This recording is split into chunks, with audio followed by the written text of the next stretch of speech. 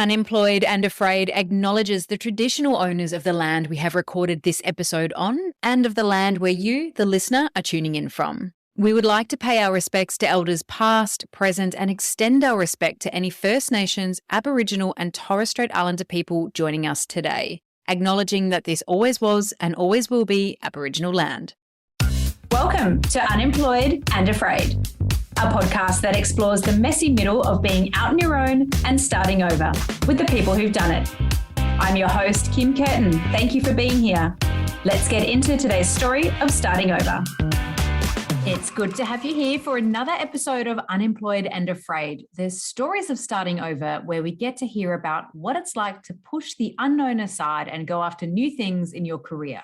This episode was a lot of fun for me because it's with someone I've both worked with and shared a friendship with for some time now. Someone I feel like sees me in a way that I sometimes forget to see myself. We met working in the radio industry. I was super Sydney green and taking on a big job with more than a little imposter syndrome, but she didn't see any of that. She saw my fire, that I had something to say, and she encouraged me to do it every day and say it even louder. And that's what she does. She shines brightly and invites those around her to do the same. The fabulous Michelle Stephenson is a woman whose energy is seemingly endless, who I admire so much for her unafraid approach to life, work, and putting yourself out there to try new things and find the opportunity that's meant for you. In this chat, she gives us an insight into the world of news media. We talk about cancel culture and how it can hold us back, why we should embrace having more tough conversations, how vulnerability in surprising circumstances helps you to level up, and why it's important to only be in competition with yourself, no matter what it is that you do. It's pretty rare to sit face to face, well, screen to screen, with a mate and break down their story, which is just reason 529 why I love this podcast. So we do drop a few swears and have a fair bit of adult chat in this episode, so please consider this your warning. Also, fun fact about creating things and starting things wherever you are, I only realized after recording this episode that I had accidentally turned the volume on my microphone almost all the way up when I was fiddling with it and moving things around. So if I sound a little screamy in some parts and weird, just please excuse that. I swear I'll get it fixed for the next episode. But as I said last week, and I'll say it again probably next week, done is better than perfect. I hope you enjoy our chat. I'm here with the effervescent journalist, Michelle Stephenson, a voice you've likely heard on radio, TV, or this very medium of podcasting. She's the national audio news editor for Nova Entertainment, overseeing one of the top news podcasts in Australia, The Update, and can be heard on Nova Radio Network, sharing news for the #1 national drive show, Kate, Tim and Joel. She also hosts another killer podcast called I Spied that looks at the dark underbelly of ASIO and the intelligence world. And as a woman who is never, literally never shy of putting her opinion forward, she can be seen on Today Extra, Today Show, and Weekend Today doing that very thing. Michelle also happens to be one of my dearest friends, a woman who is always down to support and help those around her, who I share a lot of funny memories with that hopefully will not see the light of day on this podcast, and who knows exactly what it's like to want something new for yourself and to go both feet into the deep end to get it. Michelle, my friend, welcome to Unemployed and Afraid. Oh my God, I feel like that is quite the introduction. I was like, now which memory do I need to share? Love this for me. Yeah. So normally I might ask you how one of your best mates would describe you, but I'm here, so that doesn't really work. Yeah. So let's go with, how would your husband Ethan describe you? Oh gosh, I mean, I feel like depending on the day. No, look, I think we've always admired each other. Like we both have this thing. We're very much attracted to people who are in control and are out there and are not shy and, you know, they're quite opinionated and gregarious. So I think I would say my husband is that, and he'd probably say that I am that. So I think that that's probably what he would say about me, but I don't know. It depends. We've been together for 16 years. I don't know what he would say right now. Maybe he'd say, I'm sick of her. Stop. I mean, COVID was really tough for everyone. 2-bedroom apartments and a 9-year-old boy. It was challenging, I would say. Let's go back a little bit. So before you were the journalist extraordinaire that you are today, who were you? I was an actor. So I was living in Toronto in Canada. I'd been there for 8 years and I was married to a Canadian, and I was going out and acting. I'd been on TV shows, I'd done commercials, I'd done theater, and I kind of fell into hosting a local community news program, and I really enjoyed it. And a part of that was going out into the community, doing interviews and doing all that stuff. And like I hadn't really had a lot of journalistic training, but I did enjoy the aspect of finding out about people's stories. So when it came time for me to head home back to Sydney, I basically had to start from scratch. So I was divorced, I was 30, and I was like living in a hostel. I came back to Sydney and I checked into a hostel and I literally started from scratch. I didn't have any friends here. I didn't know what I was going to do. So I did what I always do. I get a job at a bar, hospitality.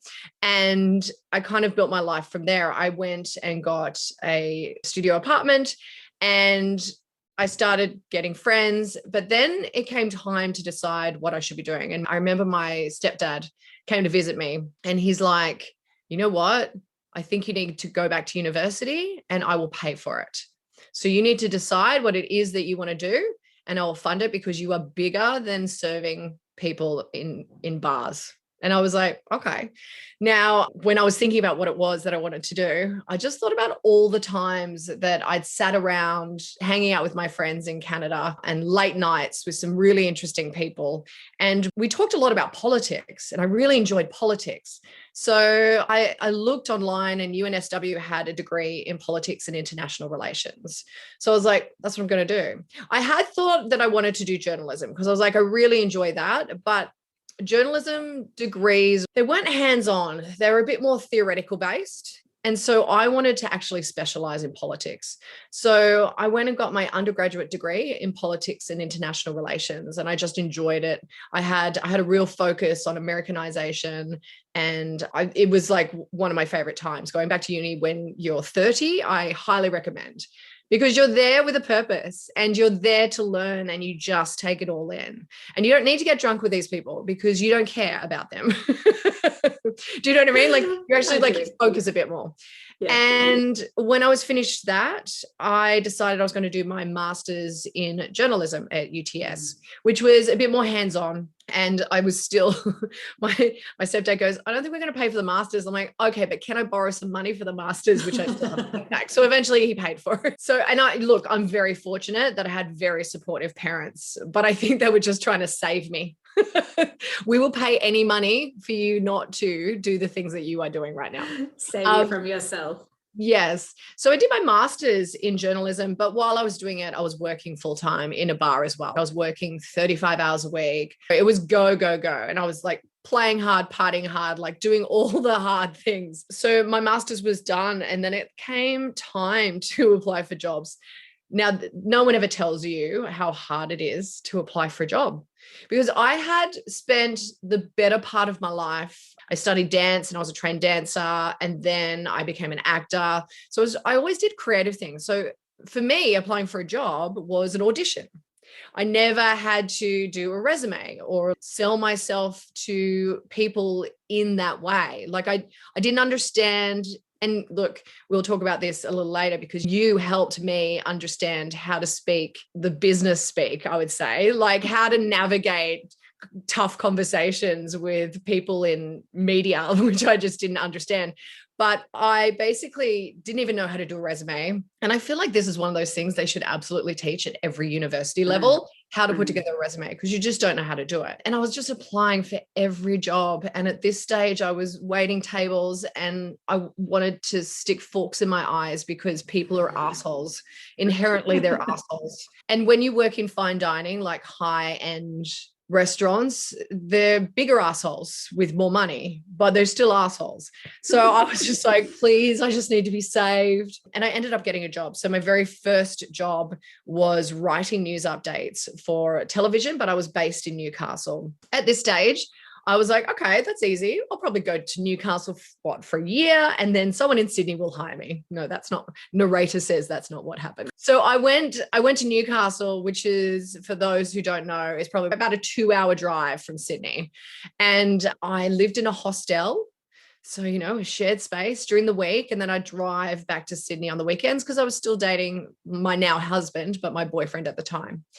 When I was waiting tables, yes, it was horrible, but the money was great because, you're earning tips and like I was earning good money. My first journalism job at the age of 31, I earned $37,000 as a grade 1 journalist. Now, I'm not 19. Like at 19, you can make that work. At 31, you're like, what the hell is going on here? And so that was a bit of a culture shock, but I was like, okay, I'm going to do this. I'm going to follow my passion because I love to do it, but not for the money. Because let me tell you, journalism does not pay that well, which is why I guess a lot of people don't last. A lot of people end up moving on into other things. I was writing news updates that lasted for about a year. And then a job came up reading news on weekends at the local radio station in Newcastle. And I was like, yeah, I could do that. So I'd never read radio before and I'd only done TV work. And I basically just convinced them to let me come in and read something because I knew I could write because that's what I'd spent the last year doing. And then I just read and they thought I was great. So they hired me. So I was working at this point 7 days a week. So I had my Monday to Friday job. And then on the weekends, I'd get up at 3 a.m. and I would do news. I think back now and I go, that was crazy. But what eventually happened was a job became available as a drive newsreader in Newcastle. And I said yes, because I really enjoyed it. I really, really enjoyed it. I always thought the TV was my trajectory. And then, I just fell into radio and loved it. And that's why I always say, because I lecture at university as well. And I always say, keep your mind open, because when it comes to jobs, particularly journalism jobs, you never know where you're going to end up and where it's going to take you. And so I was reading afternoons. And at this stage, I'd moved into a little 2-bedroom apartment. And my husband, my boyfriend at the time, was coming down and visiting me. And then we got pregnant. And I did my whole pregnancy on my own in a different city, only seeing my partner on weekends. And because I had to cover breakfast news for like the last 3 months of my pregnancy, I was getting up at 3 a.m. every day, heavily pregnant, living on my own, hating my life. There was so many times that alarm went off and I was like, if I get in the car and drive home, will anyone notice? Because I'm like, this is brutal. I'm so tired. But, I did my whole pregnancy on my own because I loved my job. Essentially, I love my job and I didn't want to leave it. And I think there was also a big fear when I went on maternity leave. I was like, this career that I started later on in life, I had a fear that I might not get back to it because I had a child. So I went on maternity leave, and 7 months into it, the whole spill happened with Kevin Rudd and Julia Gillard. And I was like, oh my gosh. So when you're a journalist, it's events that really get you fired up. You're like, I got to cover this. I don't know what I'm going to do. I knew I didn't want to go back to Newcastle. And then a job came up at Nova, just working weekends it was 4 days a week. And I applied and I got the job. And that was 9 years ago. But in that time, I just worked really hard to prove myself. So we had bushfires early on into my time there. And I said, I want to go and cover it for you for the Nova Network. And they're like, well, we can't pay you. And I'm like, I don't care. I'm going to go out there and I'm going to just cover it. And I did. And this is the thing when people think about work or starting over or trying to start a new career, if it's something that you're passionate about, you will put in that effort and you will put in that time and you will thoroughly enjoy it. And regardless of how shitty the pay is, you will just do it because you love to do it. Like I cannot think of a day where I've ever woken up and said, I don't want to go to work in probably the last 12 years that I've been a journalist. Do you think you held that same level of passion for acting? No, I think acting was kind of easy for me. It was just something I fell into. I was always a bit of a character and I had stage presence. So it was easy for me to do. I studied and I worked hard at it, but I don't think I was passionate about it. Mm-hmm. And I don't think I was a very good actor. I think I was an okay actor. I was passable, but I was never going to win an Academy Award, put it that way. I can make you one for your birthday if you like. Thank you. When do you think you realised that journalism was a passion? Because you talk about studying politics and then kind of going into the next phase and getting more deeply into journalism. Was there a moment that triggered that passion, or was it a bit of a steamroll? It kind of took its time. I feel like it kind of just hit me all of a sudden. I mean, it was very difficult early on because my first job in journalism was actually writing, and writing out of all of the things was the hardest for me. Like, I wasn't a very good writer, but in that year I had a boss who was really hard on me, but I learned so much. And I became a gun writer. And even now, like, I can just write things really quickly. I can put a news bulletin together in under 10 minutes. And then once I started reading news on radio, it just kind of everything made sense because I could use my voice to communicate. And using your voice to communicate is a real art because you've got to write to your voice. So when I read the news, I think that I'm telling someone a friend a story. So I break the news down so people can understand what it is that I'm talking about. I don't use words that I would never use in a regular conversation. But I don't know when that kind of clicked for me.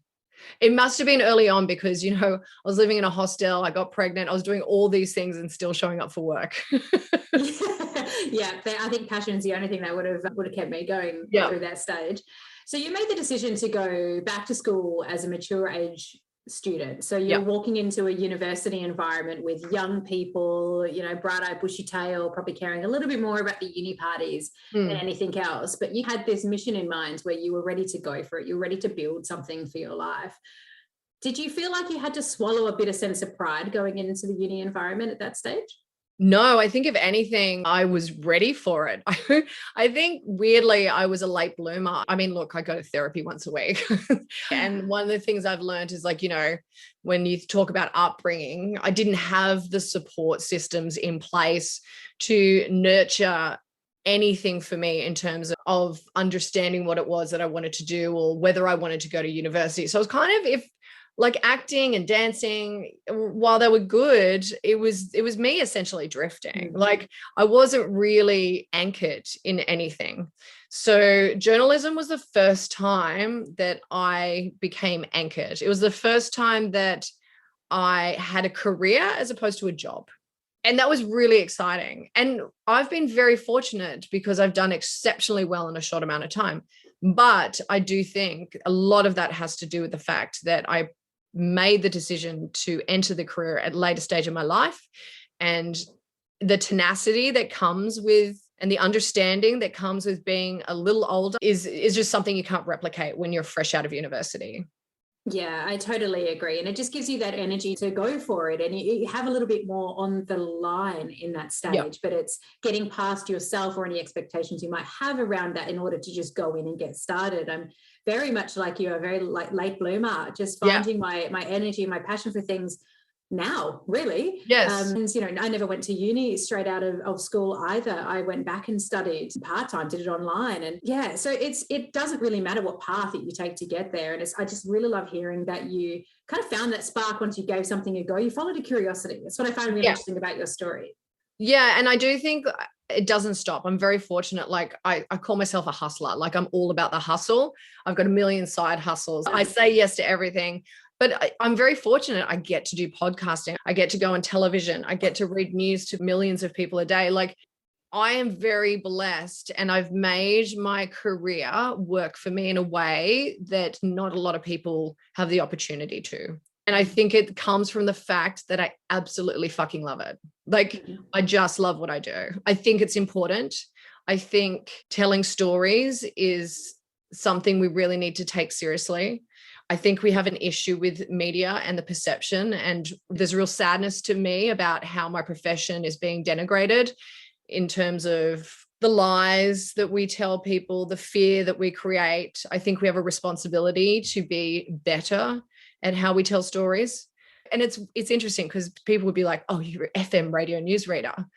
And yes, what I do 1:30 every hour, but I take that very seriously. My editorial decision-making is something that I pride myself on.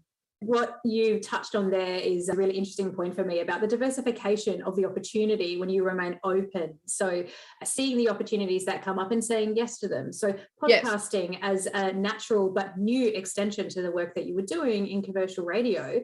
When that opportunity came up and you were ready to sit down in front of a microphone and try your hand at podcasting, which you do so well, how did that feel? It felt really good. I had tried to get a couple of podcasts up and running before because I just saw it as a natural extension of what I did. And I have a million podcasting ideas. I'm like, what about this? What about this? I know, right?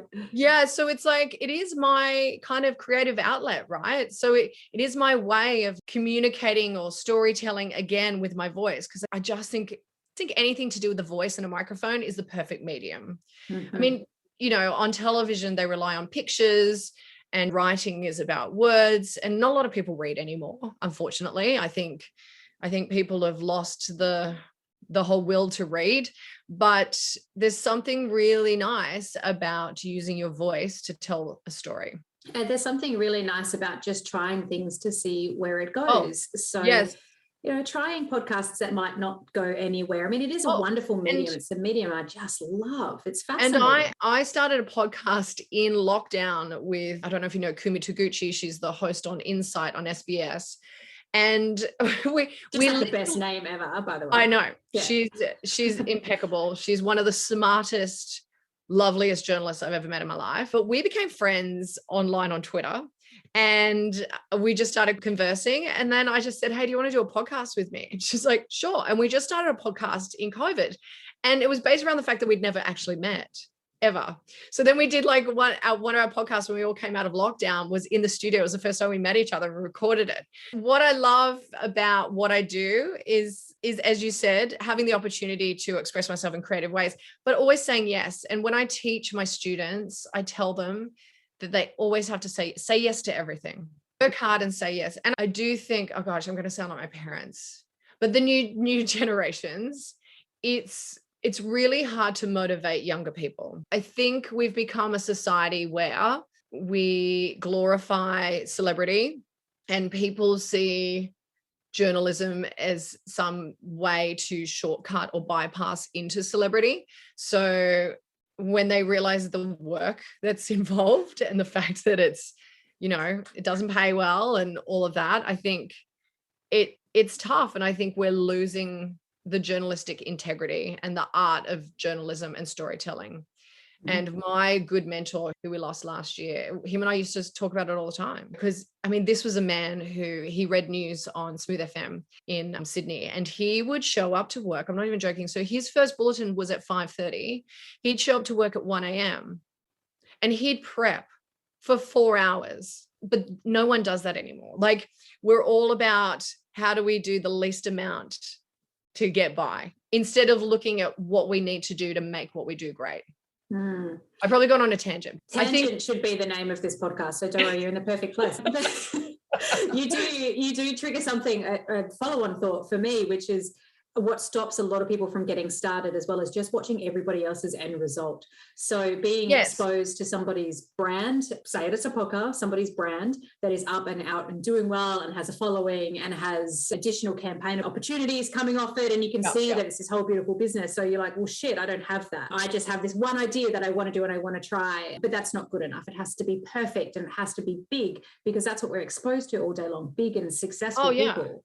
Yeah. I mean, for me, I've never thought about the end result. I've always been I feel like doing this, so I'll give it a go kind of person. Like, I've never, ever thought this is where I'm going to end up. Never, not once. It's only now in my career that I can start thinking like that, because I feel like I've got the building blocks to now think beyond what I do. So, but I think if you do that early on, you're just setting yourself up for failure. I mean, look, the podcasting stuff, there are so many podcasts I started and didn't work, and it's fine. And then we walked away. I've got like 3 or 4 podcasts under my belt that like only lasted a few apps and they didn't work, or like they've lasted a season and that's it. But, they were learnings. I learned so much in the process, like so much. And for example, the podcast that I do now with Diamantina, with the Batuta Boys, I Spied, I do that with a guy called David Callan. Now, I had met him because I had tried to start a politics podcast at Nova, and he was one of the guests. And I only met him once, and we had a great rapport. And then when he got asked to do a podcast, he remembered me from like 8 months previous. I'd interviewed him, and he thought I'd be a good fit. So even though that previous podcast failed, it set me up for the one that I'm doing now, that we're 2 years in and we love. Yes, that is just like the biggest lesson, I think, is you just never know where something's going to go, or a relationship with somebody that isn't even a real thing yet, just networking, just asking questions. You never know where that's going to take you. Oh yeah. Like last night, for example, I went to an awards ceremony, and I don't particularly love these things, but I used an opportunity to network. You know, having that intent is important, knowing that you're there and it's an opportunity. And I mean, none of us love to network. Nobody really does, but you get in and you just give it a go. Yeah. I'm better at it now because I understand my worth, which has taken, a good 12 years to get there. But I do understand that I'm good at what I do, and I am better at selling it now. But it took a long time. And also, I'm going to say this, women are the worst because we're not very good at selling ourselves. We're not very good at asking for money. We're not very good at knowing our worth, because we're designed to say yes, and we're designed to think, okay, I'll just do it, because if I don't do it, they'll just get someone else. When that is not always the right way to proceed into anything. No, it's most certainly not. And it's such a challenge because we're also hyper aware of the unconscious bias that exists from those who might be receiving our worth. So those who might be hiring us or otherwise, and the expectation of, that's a bit forward, that's a bit much, but we have to just put ourselves out there and back ourselves and own our worth, because if a man was in the same position, they'd go for it. Yeah. I mean, look, there are moments where I know I've been accused of being a bitch, but if a man had done or acted the same way, he would be lauded as assertive. Do you know what I mean? Like, it's just the double standards are really hard. And I think there is a lot to be said for the unconscious bias. I think it's quite prevalent. I know that a lot of work is being done on it, but there's a few professions that are a little late to the game. Late bloomers. That's going to be the title of this episode. Yeah. So I'm curious to know, you do it so well. How do you prepare yourself to speak in front of an audience? Okay. So usually if I do like Today's Show or whatever, I'm literally given my subject, the topic and talking points about half an hour or 40 minutes before I'm on air.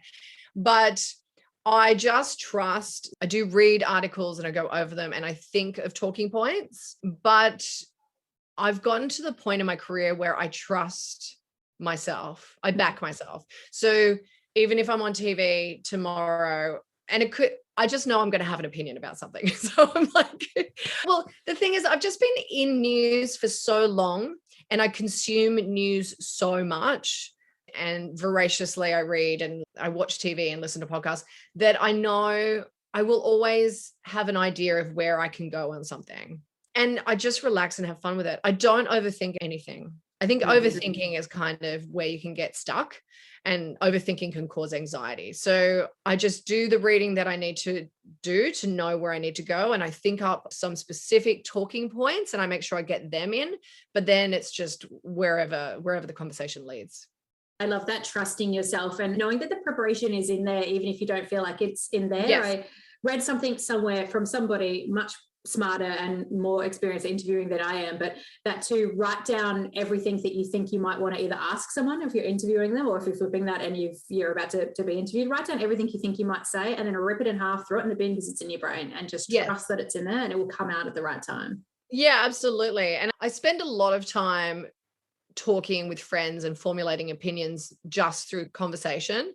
And I also spend a lot of time listening to talkback radio that I don't necessarily agree with, because I think a lot of journalists write and listen and consume and talk about things that confirm their bias, whereas not enough people are reading and listening and watching things that they don't agree with. Because the way I can form opinions is by listening to the things that I would never think to say, because I think it's really important we don't do it enough. Because you think about like the algorithm on Facebook, for example, YouTube is very similar. It's always going to feed you the things that you interact with. Of course. So it's always going to present to you this idea that the things you interact with are correct because they're the only things that you are seeing. And what that does is it muddies the waters in terms of what the real conversation is that's going on. Mm-hmm. And I think algorithms and social media have really fucked with us in terms of how we converse and how we see news. And that's why you see a lot of this left-right craziness. Mm-hmm. I couldn't agree more. It's just having to remember that if we are consuming the product for free, we are the product. So what do they want us to see 100%. And do? Read more, stay on the platform longer, keep feeding the fear, keep feeding things. I could do an entire hour on this. I tell everyone to read newspapers you don't agree with. Like, this whole Murdoch thing, like read those newspapers. Like, they're not bad newspapers. There are some incredible journalists who work for Murdoch. Like, he's not this Burns type character who sits there just like plotting the down. Look, I'm sure he does some crazy things, but we need to consume more of the things that we don't agree with. Yeah. Critical thinking is just a core skill. Yes. They should teach it earlier. I couldn't agree more. You've segued me beautifully. It's like, you know how to do this for a living. I'm setting him up. I'm punching it. Yeah. But, you do opinion TV, you do opinion tweeting, you do opinion late night chats. Yes. Do it well. And it opens you up to a fair bit of blowback. Yep. If you get it, do you get it? And how do you deal with it? I really ignore it. Like, it doesn't bother me. I actually find it interesting. It actually excites me when people get really mad at me. People have tried to cancel me so much, and I'm like, you can't cancel me. Look, I think it speaks more about them than it does me. I don't even like to block people on Twitter because I feel like blocking people, it's kind of like counting them out of the conversation. And I think people should disagree with me. I'm not always right, but it's the way you disagree with me. I will block you if you call me nasty names, you're aggressive to me, if, you're violent with your words. I will block those people. But, I've had many great conversations that are quite aggressive in nature, but they were great. You know what I mean? And there were learnings from them. But I think we are moving into a world, we've moved into a world where you can't always question the narrative, because if you do question the narrative, then you are going to be labeled something and cancelled. I think we've lost the ability to have proper conversations without labels and without aggression. And it's actually really sad, because I think we as society are going to be worse for it, because we're not prepared to sit down and have those conversations. People should be allowed to express themselves in ways that you may not agree with, and they should not be cancelled for that, because the only way you're going to win them over is by listening to them and talking to them, not by telling them they're wrong. I mean, they can be totally wrong, but they're wrong because you've deemed them wrong, or society now has deemed them wrong. I mean, shit, there are things that we say now are really bad, but like 20 years ago when Rolf Harris was being inappropriate with young girls, that was part of the culture. That was fine. Now he went to jail for it, but like that was retrospectively. And it's the same with so many other things. We now look back and go, oh, hang on a minute, we shouldn't have spoken like that. We shouldn't have labeled people those things. But we shouldn't be canceling people either. We should be having more conversations. And I think we're losing the art of conversation. It's becoming really sad. People are really afraid to talk. Really afraid to talk. There are things that I think that I am so afraid to voice. And sometimes it's just a question. Sometimes I just want to ask a question on Twitter. And I know that if I even ask the question, I'm going to get hate, I'm going to get abused. And I'm just asking the question because I really just want to know. It's something I've always admired about you. I've had the pleasure of knowing you for quite a number of years. And so what I've always admired about you is just your guts, your strength, and the way that you throw yourself into anything and be like, let's just see how this goes. Even if to people on the outside, it looks absolutely bloody terrifying. You just throw yourself into the fire just to see whether or not you'll get burnt. Is there anything that makes you feel vulnerable in the career that you're in now? I think my vulnerability really came about when I had my child. There's this old adage in journalism, if it bleeds, it leads, and we can be quite heartless about the way we view the world and the way we talk about things. It's because basically every day I wade into the shit of the world and I shine it up and I make it look a little nicer for you. But there are things that I see and I read that are really traumatizing. And when you all of a sudden have a child, those things can really hit hard, particularly when it involves children. So that has really made me vulnerable, but I think it's also made me a better journalist as well, because the vulnerability is, I think, where you learn to understand what you're putting out into the world and why. Like, there are things that I just won't run because I just think people don't need to hear them. Because I think we like to play the worst of the world, like the nightly news at 6. It's like, it's half an hour of terror. But the world has become, and a lot of people don't realize this because we sensationalize the fear, but the world has become the safest it's ever been in any period of time. There's hardly any murders, there's hardly any rapes, there's hardly any of these things, but you would not know that based on the news. So I think my vulnerability has made me be a little bit more thoughtful in my practice, in what I put out there.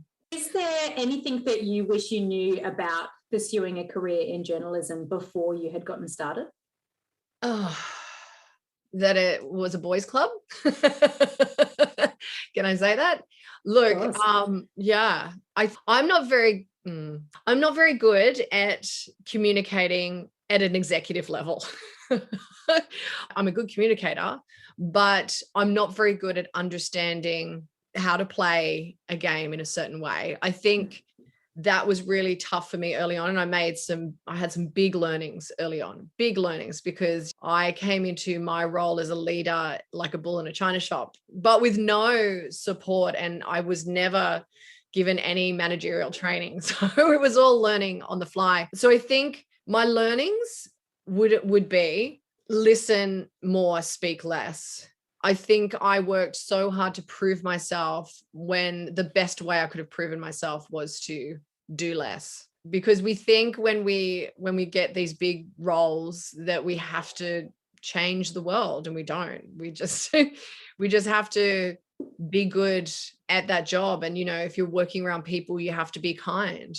Kindness goes a long way. I'm a big proponent too of mentorship and supporting the next generation of journalists. I lecture at university. I sit on boards that help young journalists. And I think it's incredibly important that we pay it forward. I don't think enough people do that. And I think what's great also about lecturing and mentoring is it helps solidify why you do what you do as well. I don't know if I answered that question. I think I just got caught up in talking about teaching. I really enjoy it. I really enjoy the whole helping other people, because I didn't really get a lot of help early on in my career. Literally everything I have from myself. I think people can be quite competitive, particularly in media. They can be very competitive, and they will pit themselves against you. I don't think that there is a competition between me or the person next to me, because the way I read news and the way I write news is so different to that person.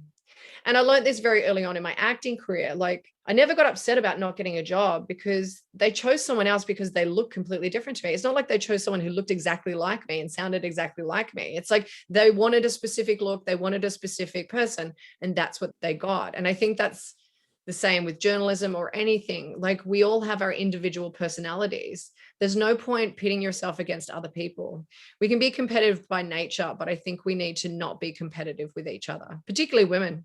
Yeah, I think there's a lot to be said for that. And I think it kind of marries right back into what you said about it being a little bit of a boys' club. And you have the opportunity to drop into that, and you have the opportunity to be competitive in that space. And quite often, I think many people going into a new career and trying to climb the ladder in that career might fall into that. But there will come a point where you realize, actually, I much prefer to give back. And I think I can see by your story that's what you are choosing to do. And I think it's just brilliant. Yeah. And it's interesting though, because I say it was a boys' club, but I've won a lot of these men over. And you know how I've done it? By being vulnerable. And that's the personal growth work that I've been doing on myself has made me a better person to work with. Because once you open your vulnerability, once people see you being vulnerable, they trust you more, they want to work with you more. And I never realized that early on. I thought I had to be hard and aggressive and fight for everything, when I think what makes a leader a good leader is them showing their vulnerability. 100%. Somewhere Brene Brown is just like, amen, sister. But it is a hard career that you've chosen for yourself, and there's a lot from the outside looking in that looks pretty scary and pretty intimidating. And having your personal brand on point and a perfect plan might be the expectation from the outside looking in, that's what's required. But I think just by sharing parts of your story today, you show that really you just got to go with where your energy takes you and go with what your passion is showing you and keep pulling that curiosity thread as far as you can. Yeah, absolutely. Look, I've never had a plan, but I do think pulling at that curiosity thread is what's got me to where I am right now. I think if you totally find that thing that makes your heart sing, and if you jump into that space, you cannot go wrong. Mm-hmm. And even if that thing doesn't work out, something will come out of it that will work. Mm-hmm. And I think people are too afraid to take the chance. Life isn't perfect. And if you embrace the fact that it's not going to be perfect, you will come out on top, I think. Embrace the suck. That's what I tell myself every single day. Just be a little sucky at a few things and you'll get to the bit where you're not so sucky anymore. Well, look, I grew up in a housing commission estate with a single mother. No one in my family had graduated high school, let alone gone to university. And yet here I am with this incredible family, this incredible career. So to me, every day is a fucking blessing. Like, honestly, I literally look at my life and go, how did I get here? I couldn't even tell you how I got here, but I'm thankful for it every day because my path could have gone somewhere so different if I'd chosen the red pill. Do you know what I mean? Like, because I've always had this ability to follow my heart and do the things that I want to do as opposed to things that are expected of me, I feel like I've always succeeded. Yeah, it's so funny that you make the red pill analogy. Somebody said that to me in a work setting this week, red pill, blue pill. And I was like, both. I will take all the pills, thank you. Yeah, so then we just try all of the things and see what happens. Another great segue. What would you love to do next? And how do you think you might like to get there? I really want to have my own radio show, but not like commercial radio funny. Like, that's not my jam, but like, I mean, you're funny. I am hilarious to myself. No, I think I am quite quick-witted and I'm pretty good at that kind of stuff. But I think what I want to do is I want to have my own radio show. I want to change the world. I want to have the real conversations. I want to have the tough conversations. I want to talk about politics. I want to get good guests on, and I want to do it from a place that's a bit more centrist. I think we've had enough of this whole left-right divisive nature of the media world, and I think we need more of a centrist approach. People who follow me probably couldn't tell you who I voted for in the last election, because one day I'm getting called a liberal shell and the next day I'm being called a Labor supporter. But I think that's a sign that I'm doing my job right, because I am upsetting both sides of the spectrum. So I would love to just talk. I think the microphone is my jam. I know that that's a fact. I've just got to find the space to do it. And I'm working and formulating a plan. I'm actually now in the process of doing a plan for the very first time in my life because I know exactly where I need to go to get further, because I think I'm at the top of my career, my game. Like the box that I'm in, I'm at the top of the box. So I need to jump into another box, but I need to plan that one. You need a box cutter. Get that bad boy open and get out the other side. I love an analogy. You got my box, please? God, now we're getting really weird. Okay, see, I slipped something in there. No, that's you had to. It wouldn't have been a good chat with us if you hadn't. I reckon it's wicked that you just put that out there, because, you know, if anybody listening has the opportunity to do the same, write it down, tell a friend, tell your family, put it on your social networking, tell people what you want to achieve for yourself, even if you change your bloody mind 5 minutes in, because if you don't put it out there, you never know who can help you to get there or where it might lead. So I think that's brilliant. And I'm curious to know, how can the listener and I support you on your journey? Oh, that's an interesting one. I don't know yet. Listen to my podcast and interact with me, because I think feedback is really, really great.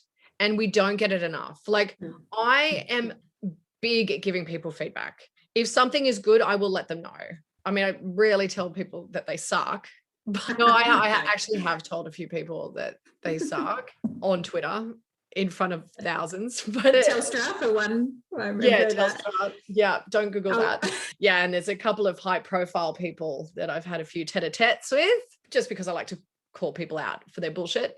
But it's so funny because and this is very interesting that because and I think that this is why I became a journalist, because for me, it's all about other people's stories, that when it's about my story, I get like a bit like, how do I make it more about other people? I think that is my uncomfortable space. I can talk about my journey, but talking about myself is a lot harder. But supporting me, yes. Interact with me. Talk to me on Twitter. Listen to my podcast. Tell me I'm good. Tell me I'm shit. I don't really care. But tell me something. That's a perfect place to leave on. And I'm going to make sure that I've got the link to I Spied, that I've got the links to everything else that you're doing, your Twitter, your Instagram, all of the things, so people can go slide into your DMs, tell you all that they want to tell you. You know how much I love you. You're one of my dearest friends. And I'm so grateful that you've spent some time with me today sharing your incredible story that's not even close to done yet. It's very generous to share your story in that way and help inspire others. So thank you for doing that. No, thanks for having me. And look, I think what you're doing is incredibly inspiring, and seeing your growth has been such a great position for me as a friend to watch. And, because I do not know anyone else who can literally turn their life upside down the way you did, with such ferocity and still be alive to tell the story. It's incredible. And it's been a joy to watch and be part of. So yeah, thank you. Thank you. I feel like we'll do a 2.0 with you when you get that radio gig, hey? Oh yeah, we're putting it into the universe. Mm-hmm. Thank you for listening to Unemployed and Afraid, the stories of starting over with your host, me, Kim Curtin. If you liked the episode and are keen to hear more, please hit the follow button and leave a review. And let's keep the conversation going on Instagram at Unemployed and Afraid, where there's more goodies and links to today's show notes. See you there.